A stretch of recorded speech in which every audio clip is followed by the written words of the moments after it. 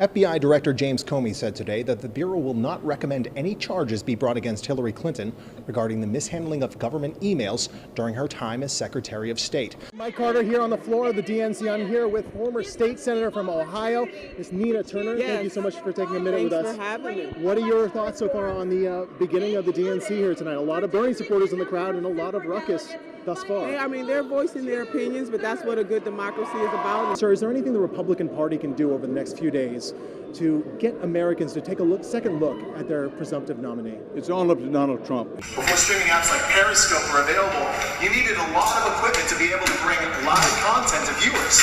Now, thanks to Periscope, all you need is this. This particular salmon run season is running about 3 to 4 weeks behind schedule. One of the theories behind that has to do with last winter being so cold, nearly 3/4 of the Great Lakes were trapped under ice, including the lake that this river runs into, Lake Ontario. Half hot rod, half hot dog, but all smiles. Grab your mustard and hold the sauerkraut, because today we're riding shotgun in the Wienermobile. And so with that, it is official here in Philadelphia. Hillary Clinton will be the first woman to be a major party's nominee for president in United States history.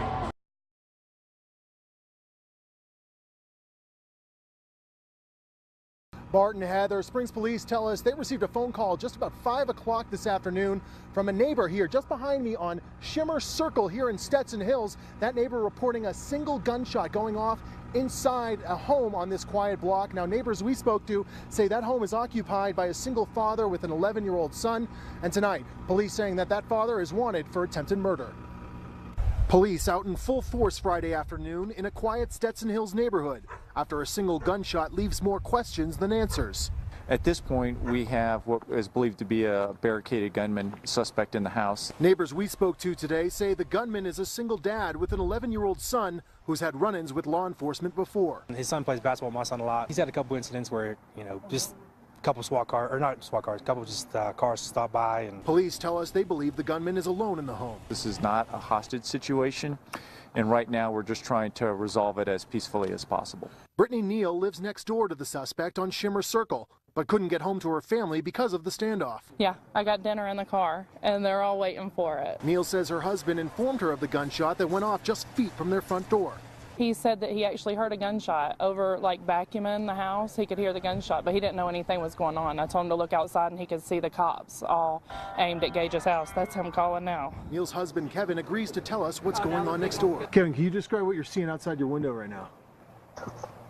Yes, there's a white Jeep that looks like it's boxed in with a black car at the house. And maybe, I would say 45 minutes ago, I heard a gunshot when I was out back.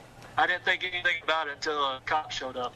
And as day turns to night on Shimmer Circle, all anyone can do in the neighborhood is wait. Heather, this standoff is going on 5 hours now, originally starting in the 5 o'clock hour. Now we're just past 10 o'clock.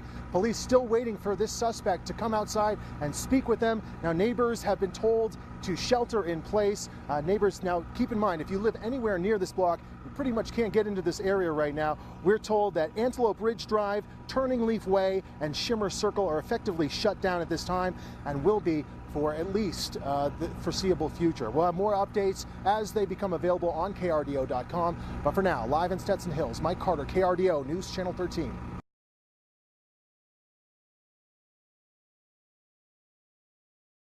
Democrats on Capitol Hill last week voiced their concerns about the GMO labeling bill working its way through Congress. 9 out of 10 Americans believe that they should have a simple, easy-to-read indication on a package whether food is GMO or not. Senator Boxer released a statement calling the Senate bill a sham that falls well short of the goal of straightforward, easily obtained information. The fight focuses on how the labeling is done. The Senate proposal would give food companies multiple but voluntary options on how to label GMOs. States like Vermont would lose the right to set their own rules on how the information should appear. Now, if anyone can read this code and tell me if there are GMO ingredients in this product, then you really deserve a genius prize. In the future, the food you buy at the grocery store could contain a QR code like this to let you know whether or not a food item contains GMOs. But in order to know for sure, you're going to need a smartphone like this with access to the internet. Vermont's law already has led some companies to change their labels. That includes Campbell's, even though that brand spent $500,000 to defeat California's GMO labeling proposition back in 2012. If you label something, it is basically a red flag to consumers. Food industry groups like the International Food Information Council note that GMO products have been in American grocery stores for more than 2 decades, with no known side effects. The GMOs are not an ingredient, they are a method of production, just like what kind of tool you would use. So you're sending a negative message just by the presence of that being there. Congress is scheduled to vote on the bill before it goes to recess at the end of the week. In Washington, I'm Mike Carter.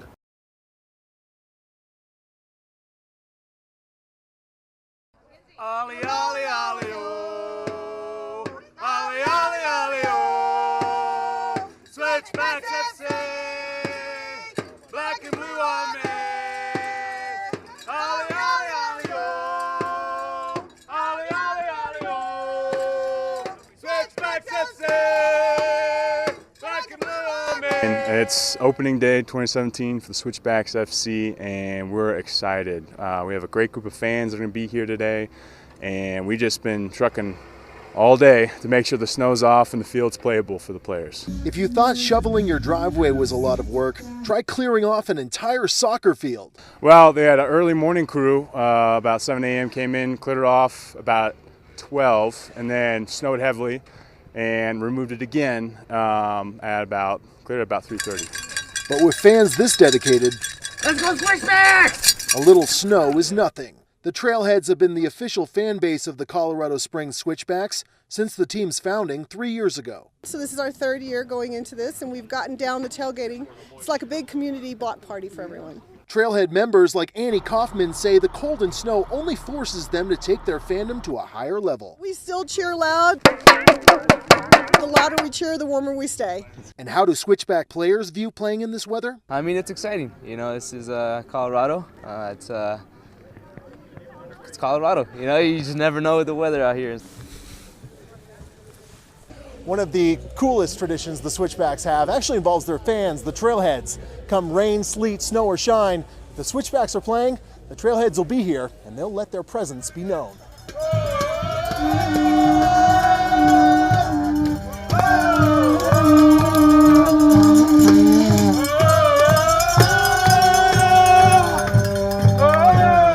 If the Trailheaders have a mascot, it's none other than Blue Man. I try to help lead the fans, get them a little rambunctious out on the field, or in the stands at least.